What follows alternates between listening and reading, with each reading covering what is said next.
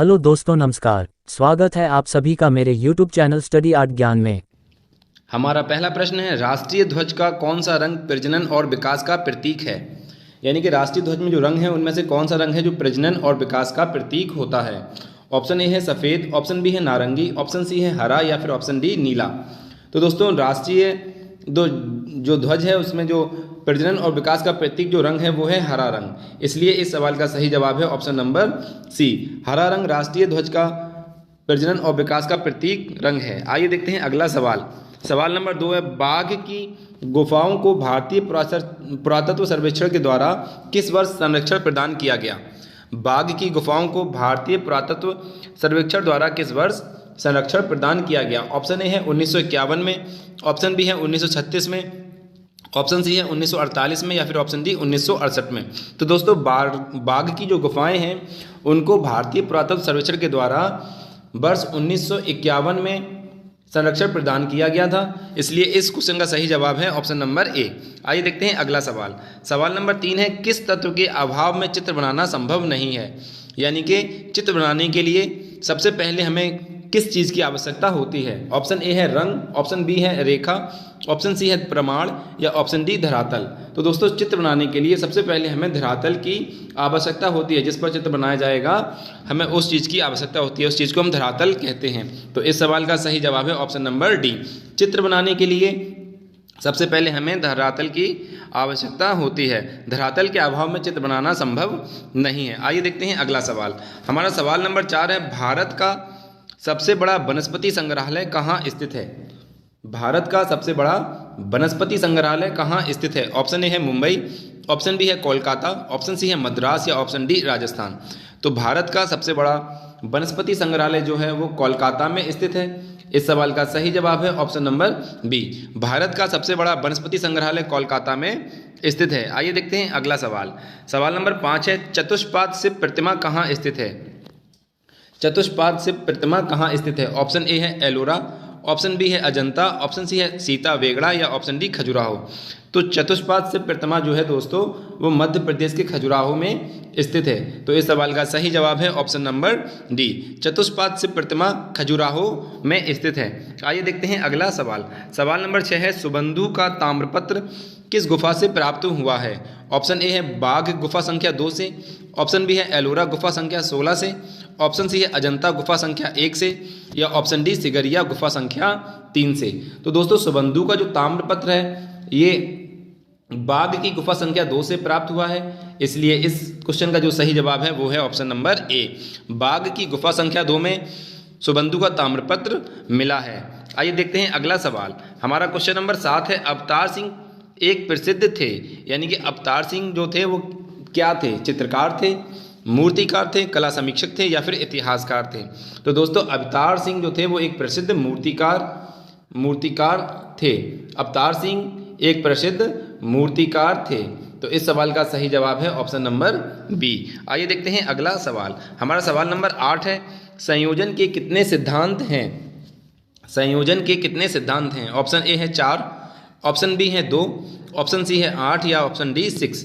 तो दोस्तों संयोजन के जो सिद्धांत हैं वो हैं 6 सिद्धांत। तो इसका सही जवाब है ऑप्शन नंबर डी, संयोजन के 6 सिद्धांत होते हैं।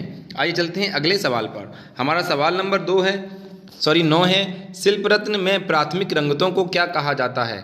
शिल्प रत्न में प्राथमिक रंगतों को क्या कहा जाता है।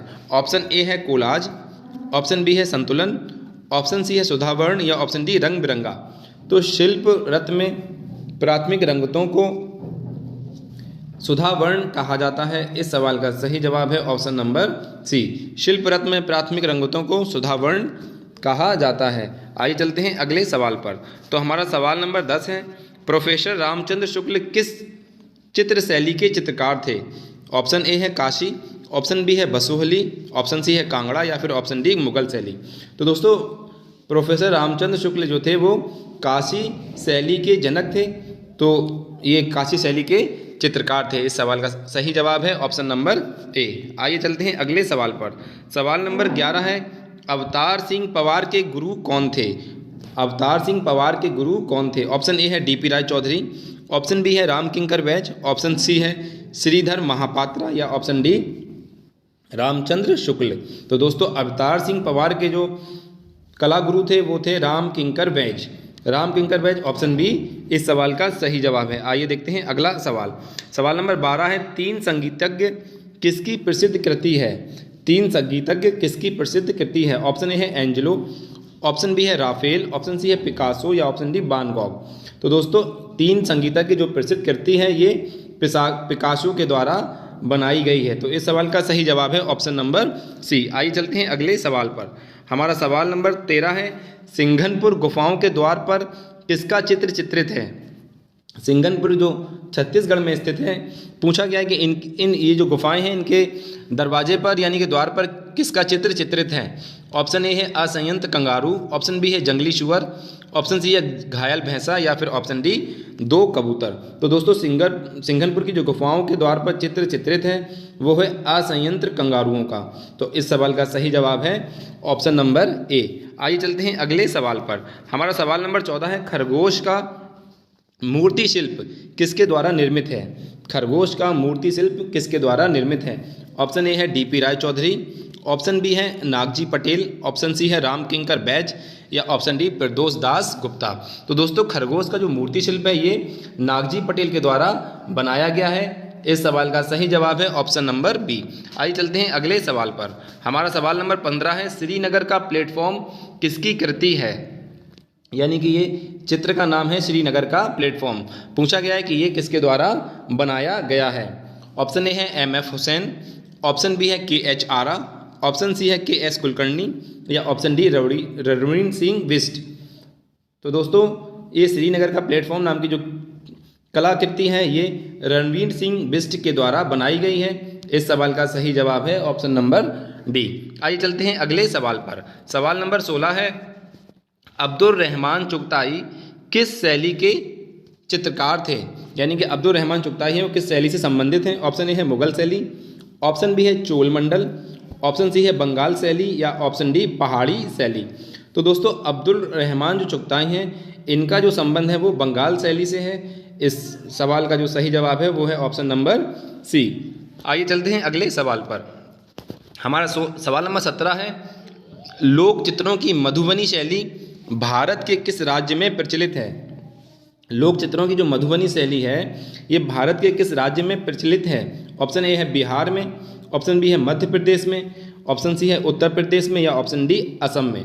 तो दोस्तों इस सवाल का सही जवाब है ऑप्शन नंबर ए, बिहार की लोक चित्रकला की शैली जो है वो है मधुबनी शैली।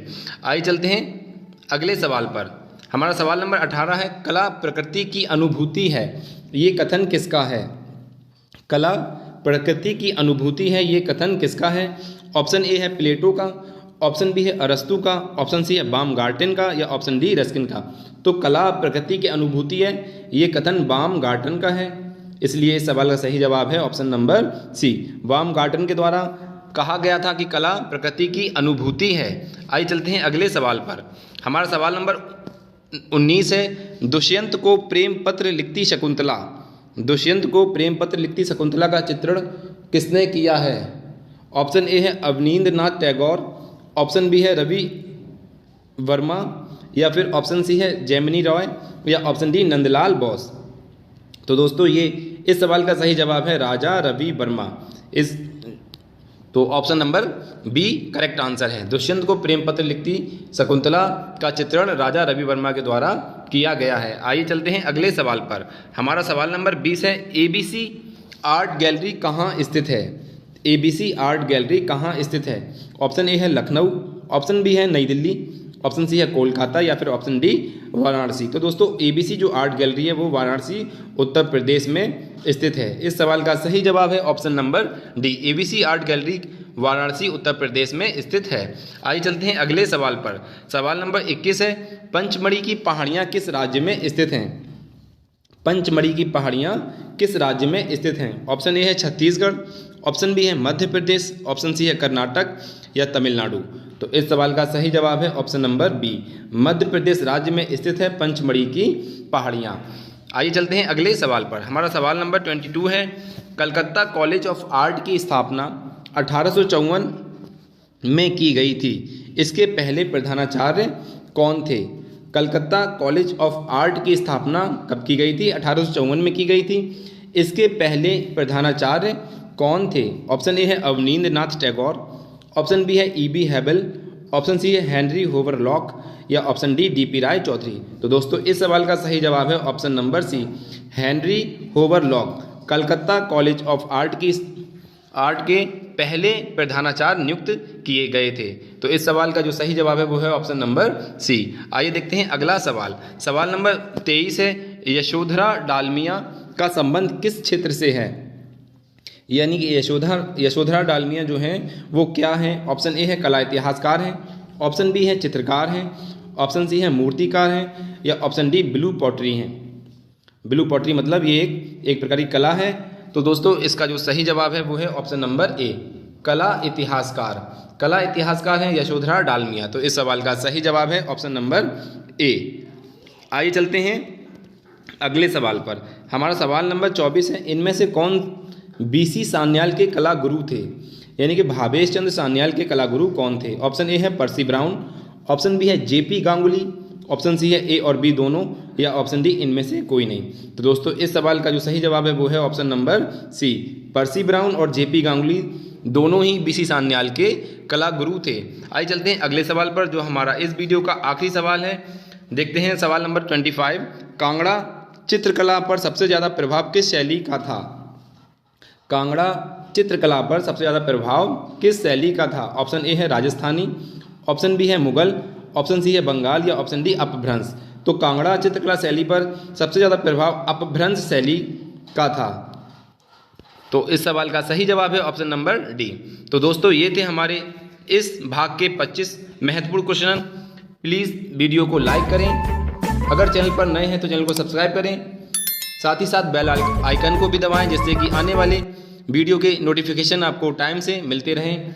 वीडियो को ज़्यादा से ज़्यादा अपने दोस्तों में शेयर करें। पूरा वीडियो देखने के लिए बहुत बहुत धन्यवाद दोस्तों। जय हिंद, जय भारत।